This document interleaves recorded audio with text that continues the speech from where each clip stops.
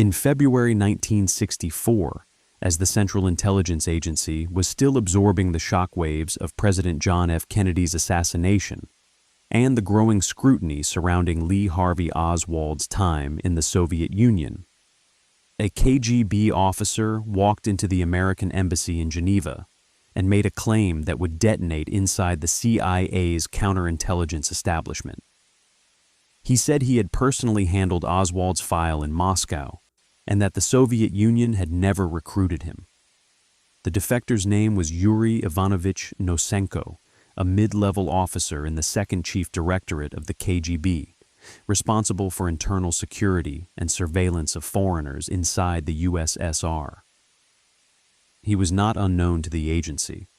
2 years earlier, in 1962, he had made contact with CIA officers in Geneva, presenting himself as a walk-in source willing to provide information in exchange for money.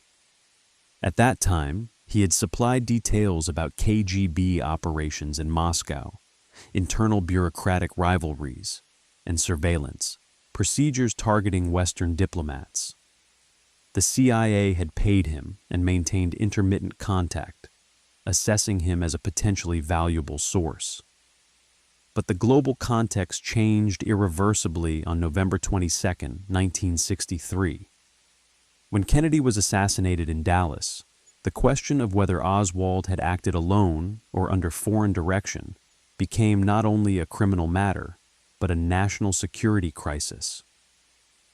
Oswald had defected to the Soviet Union in 1959, lived in Minsk under KGB observation, and returned to the United States in 1962. Every intelligence officer in Washington understood the implication. If Moscow had directed or even knowingly facilitated the assassination, the United States faced not merely domestic trauma, but the possibility of superpower confrontation. It was into this atmosphere that Nosenko stepped forward again in early 1964, urgently requesting exfiltration to the United States. He claimed that he had been assigned to review Oswald's case during the Americans' stay in the USSR, and that the KGB had investigated him thoroughly, concluding he was unstable, unreliable, and unsuitable for recruitment. According to Nosenko, Soviet authorities had deliberately limited Oswald's access to sensitive facilities and monitored him primarily as a potential security risk rather than an intelligence asset. His central assertion was clear. The KGB had no involvement in the assassination of President Kennedy. On its surface, this was precisely the reassurance Washington might have wanted. But inside the CIA, particularly within the counterintelligence staff led by James Jesus Angleton, Nosenko's story triggered suspicion rather than relief. The agency was already reeling from the defection of Anatoly Golitsyn in 1961. Another KGB officer who had provided sweeping claims about Soviet penetration of Western intelligence services and had warned that Moscow would send false defectors to spread disinformation. Golitsyn's warnings had taken deep root within Angleton's worldview. He believed the KGB practiced strategic deception at a level that Western services fundamentally underestimated. In that context, Nosenko's sudden arrival with exculpatory information about Oswald appeared less like coincidence and more like calculated damage control. The internal debate within the CIA rapidly escalated into institutional fracture. Some officers argued that Nosenko's information was plausible and valuable, pointing to the KGB's bureaucratic structure and the likelihood that Oswald, an erratic former Marine who had publicly renounced his citizenship, would have been treated with suspicion rather than trust. Others, led by Angleton and supported by elements of the counterintelligence staff, believed Nosenko's claims were too convenient. They scrutinized inconsistencies in his biographical details, discrepancies in dates, and variations in salary figures he provided regarding his KGB compensation. These discrepancies, which might have been attributed to imperfect memory or translation gaps were interpreted instead as indicators of deception. The stakes magnified every inconsistency. If Nosenko were genuine, the CIA risked mistreating a valuable defector and missing critical insight into Soviet tradecraft. If he were a plant, the agency risked accepting a disinformation operation designed to conceal Soviet complicity in the assassination of an American president. In April 1964, after preliminary debriefings, the CIA made the decision to bring Nosenko to the United States under controlled conditions. He believed he was being welcomed as a defector. Instead, he entered a system increasingly convinced that he might be an enemy operative. The CIA's internal handling of high-risk defectors operated under extreme secrecy, outside normal judicial oversight. Nosenko was placed in isolation and subjected to prolonged interrogation sessions, aimed not at extracting new intelligence, but at forcing him to confess to being a dispatched KGB plant. The logic driving the interrogations was rooted in Angleton's counterintelligence philosophy.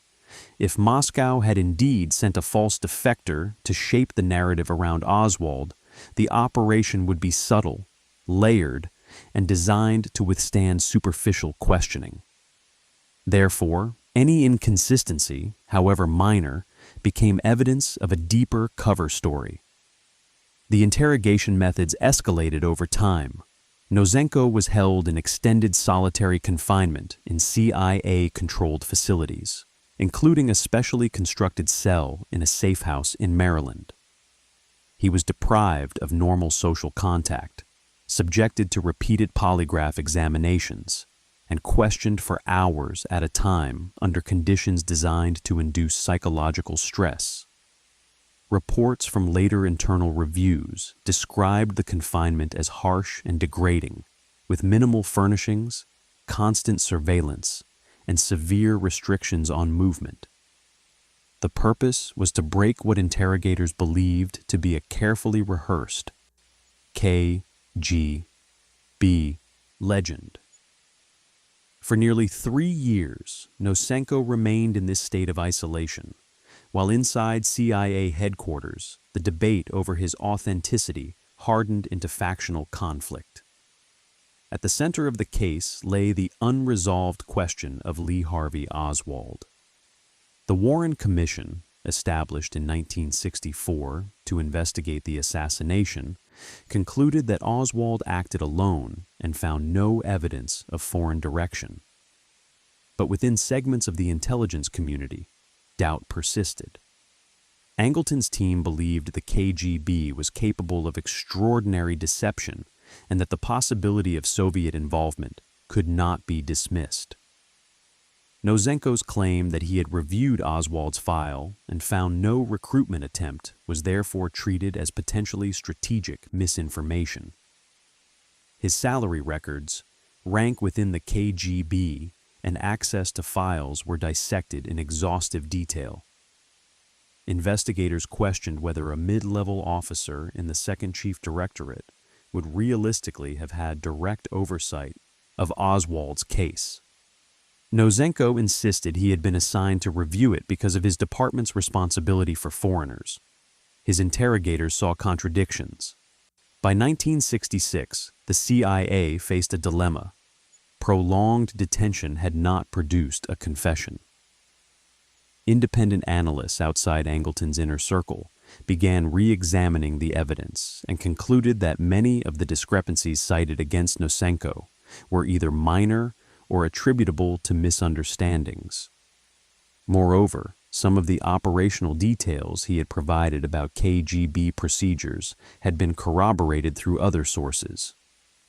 Gradually, the institutional consensus began to shift. In 1967, after 3 years of confinement, the CIA formally accepted Nosenko as a genuine defector.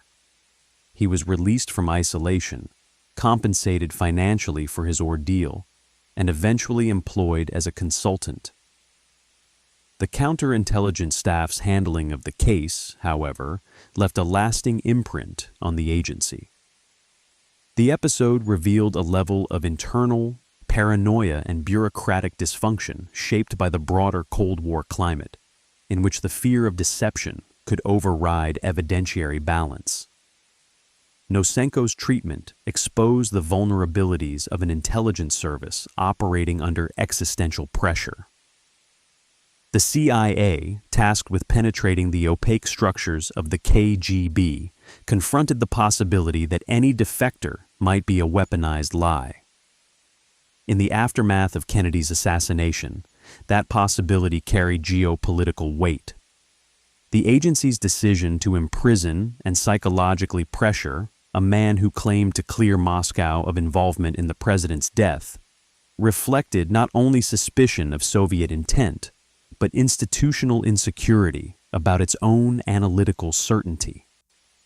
The case became a window into the internal culture of Cold War counterintelligence, an environment in which distrust could metastasize, rival factions could entrench, and the line between vigilance and dysfunction could blur.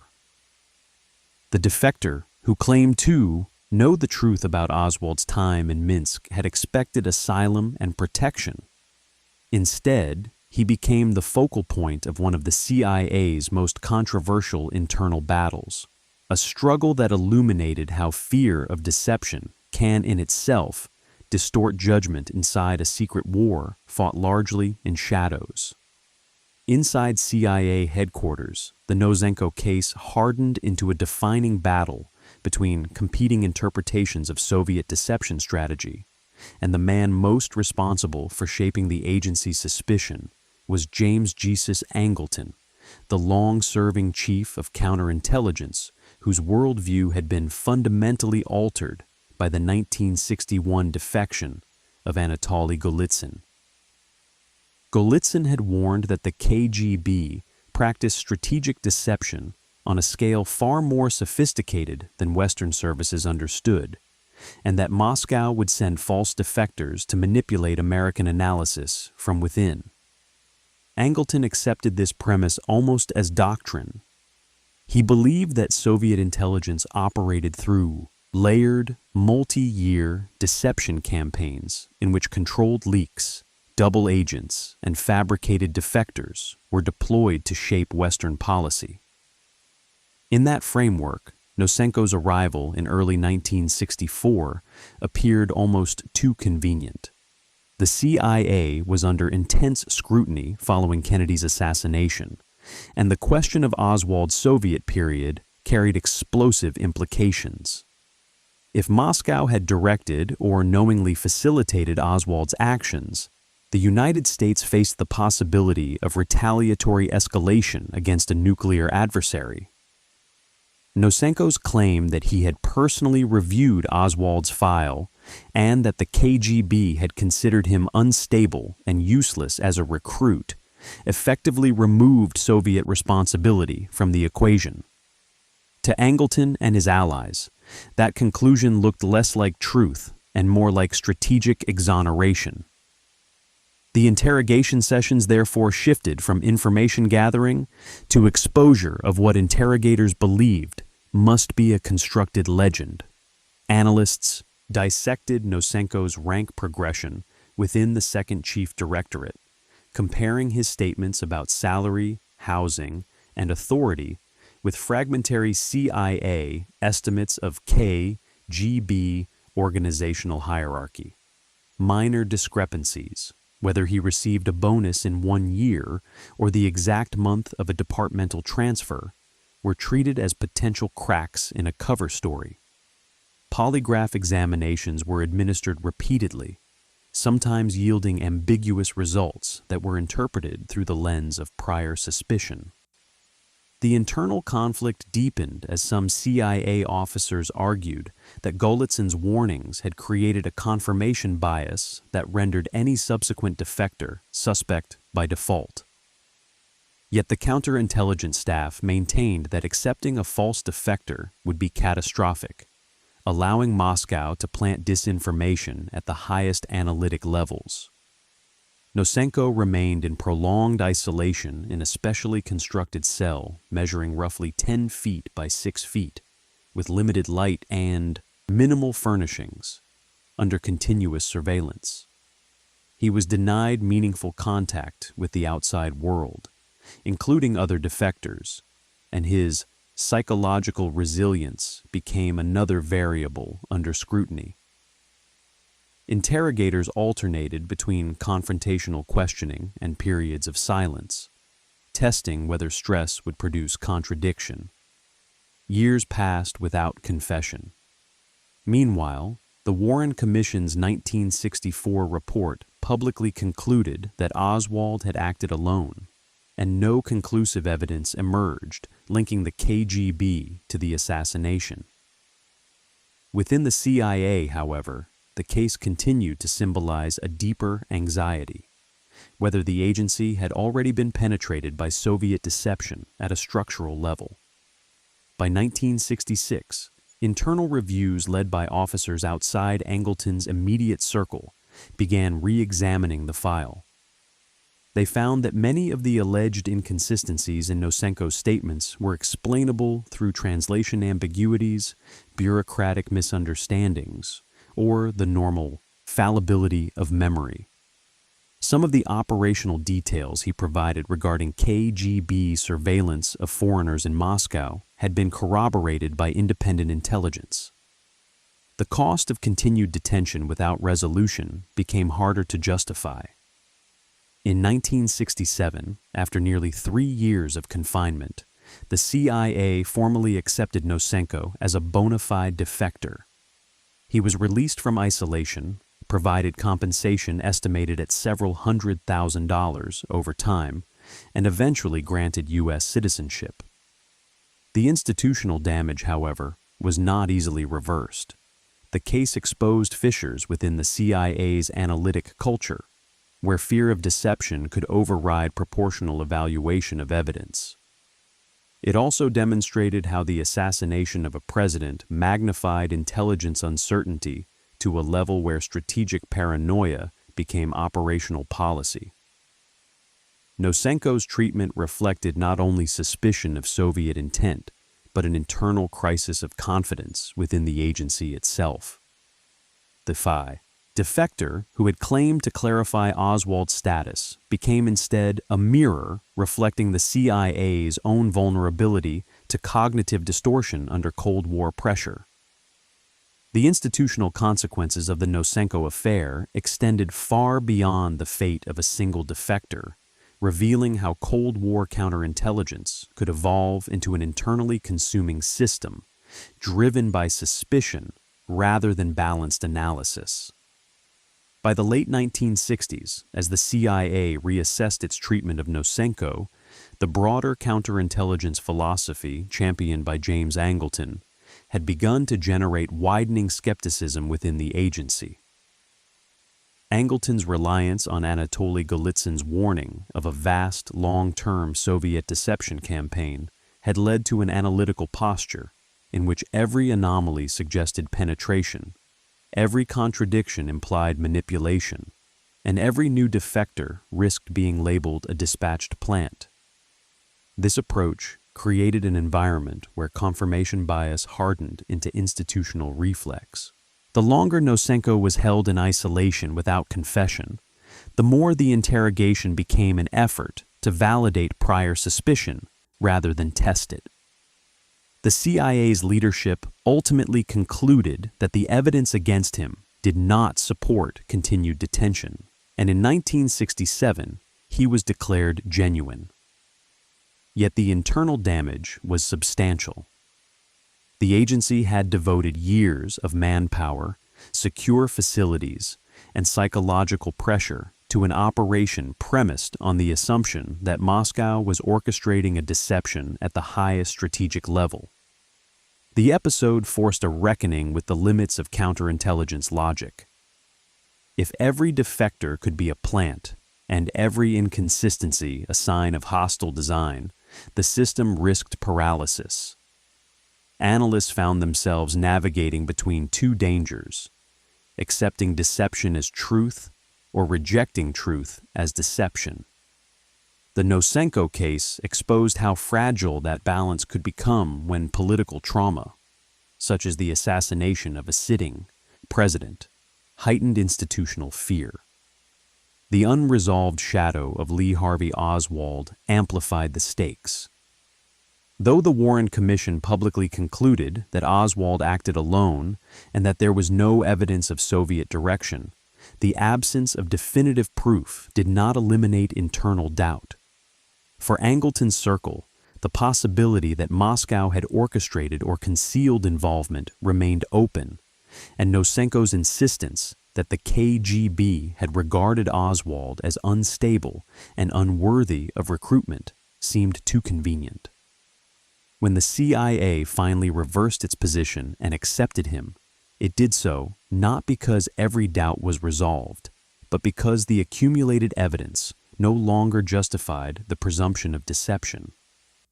The reversal weakened Angleton's standing and contributed to broader criticism of his counterintelligence methodology.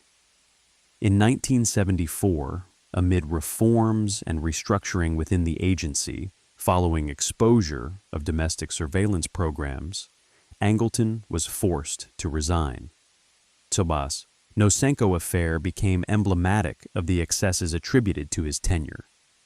Yet the deeper lesson was not limited to a single individual. The case illustrated how secret institutions operating under conditions of existential rivalry could drift towards self-reinforcing suspicion. Intelligence services are built to doubt, but when doubt becomes axiomatic, it can distort analytic discipline.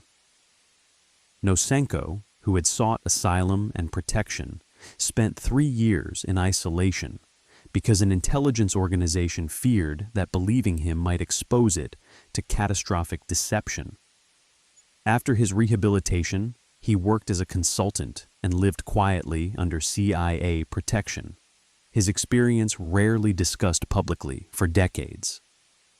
The episode remained classified in significant detail until congressional inquiries and internal histories surfaced portions of the record. It revealed that during the Cold War, the CIA was not only fighting the KGB, but also contending with its own interpretive anxieties, uncertainty about what it did not know, and fear that adversaries might manipulate those unknowns. The defector who claimed to hold the answer to one of the most consequential questions of the 20th century, whether the assassin of an American president had Soviet backing, became instead a case study in intelligence dysfunction. His ordeal demonstrated that in a climate of strategic paranoia, even a man offering exculpatory information could be treated as an enemy, and that the greatest vulnerability of a secret service may lie not in the lies it fails to detect, but in the truths it refuses to accept. The final chapter of the Nosenko case unfolded not in a courtroom or public commission, but inside the closed architecture of American intelligence reform, where his imprisonment became a reference point in debates about oversight, analytic rigor, and the psychological pressures of clandestine war. By the early 1970s, congressional scrutiny of the CIA intensified in the wake of broader revelations about covert activities, domestic surveillance, and executive overreach. And although much of the Nosenko file remained classified, internal reviews acknowledged that the agency's treatment of him had reflected a breakdown in procedural balance. He had been held for nearly 3 years without formal charge, confined in a specially constructed cell under conditions designed to induce stress, and interrogated repeatedly under the presumption of guilt rather than evaluated through neutral assessment. When he was ultimately accepted as a genuine defector, the reversal underscored the fragility of intelligence judgments formed under political trauma. The assassination of President Kennedy had created a national crisis in which uncertainty about foreign involvement carried existential implications. Within that environment, counterintelligence logic hardened into near doctrine, If the Soviet Union were capable of strategic deception on a grand scale, then any narrative that reduced the risk of superpower confrontation might itself be the product of deception. Nosenko's insistence that the KGB had investigated Oswald, judged him erratic, and declined recruitment did not align with the fears driving portions of the agency. The paradox was stark. The CIA imprisoned a man who claimed to clear Moscow of complicity because it feared that clearing Moscow too easily might conceal deeper involvement. In retrospect, the Warren Commission's findings and subsequent historical research found no credible evidence that the Soviet Union directed Oswald's actions. Yet the absence of proof did not erase the institutional anxiety that defined the mid-1960s. The Nosenko affair became a case study taught within intelligence circles about the dangers of analytic capture, where prior beliefs shape interpretation of new information. It revealed how organizational culture, once oriented toward suspicion, can create feedback loops in which doubt validates itself. The broader Cold War context magnified these tendencies. Both superpowers operated under the assumption that the other was capable of complex, layered deception, and defectors were simultaneously prized as intelligence sources and feared as potential Trojan horses. The CIA's eventual rehabilitation of Nosenko, including financial compensation and employment, did not undo the years of isolation he endured.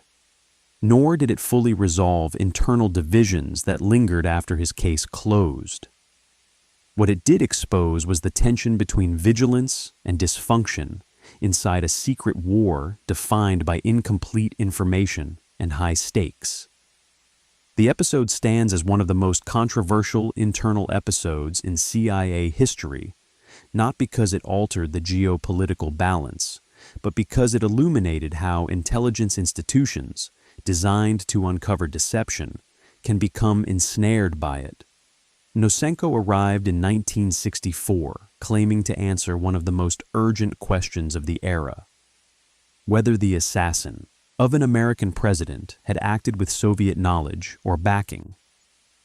The CIA's refusal to believe him, and its willingness to imprison him for years in pursuit of proof that he was a plant, revealed more about the psychological climate of Cold War counterintelligence than about the KGB itself.